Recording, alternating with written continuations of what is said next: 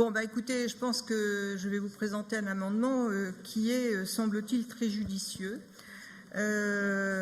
puisqu'il rebondit sur ce que nous avons travaillé en commission agriculture. Donc, vous ne pouvez pas être contre, puisque nous étions tous d'accord.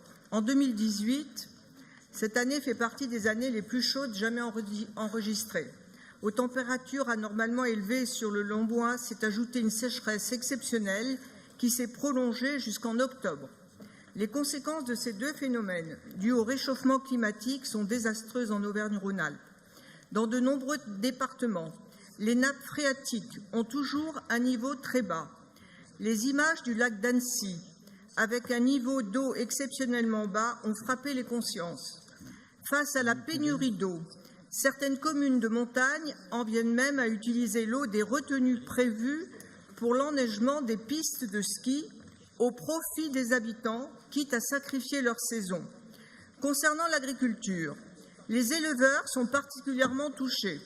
Les stocks de fourrage de l'hiver ont déjà été entamés alors que la récolte de fourrage de cet été s'est révélée très faible.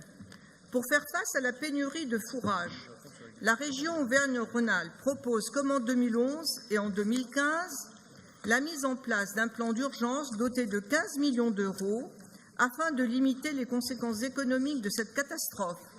Si l'accompagnement des agriculteurs pour faire face aux difficultés économiques est indispensable, cette politique n'est pas une fin en soi et trouve rapidement ses limites. L'emballement climatique est un fait avéré et ces épisodes de chaleur et de sécheresse se reproduisent. Il convient donc désormais d'engager l'agriculture vers un modèle plus soutenable et moins dépendant des aléas climatiques. La région agit déjà pour adapter son agriculture au changement climatique, mais c'est encore insuffisant. Preuve en est cette nouvelle enveloppe d'aide d'urgence qui permet de gérer le court terme. Le temps long est également indispensable. Ainsi, nous proposons d'allouer l'équivalent de 15% de l'aide sécheresse, soit 3 millions d'euros. Vous savez, vous aimez bien les subventions de 3 millions, en faveur de la recherche et développement pour l'accompagnement des agriculteurs, éleveurs et cultivateurs au changement climatique.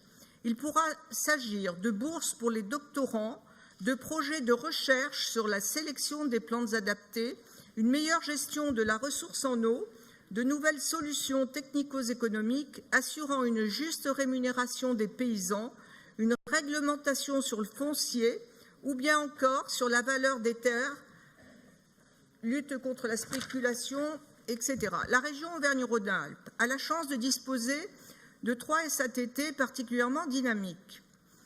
Elle bénéficie d'une dotation additionnée de plus de 170 millions d'euros, couvre le champ de près de 430 laborateurs de recherche. Madame Constant, on va essayer de s'en tenir aux horaires, s'il vous plaît. On vous demande, Monsieur le Président, voilà. 1 million, chapitre 909, Action économique. Merci beaucoup. Merci. Claude Orias.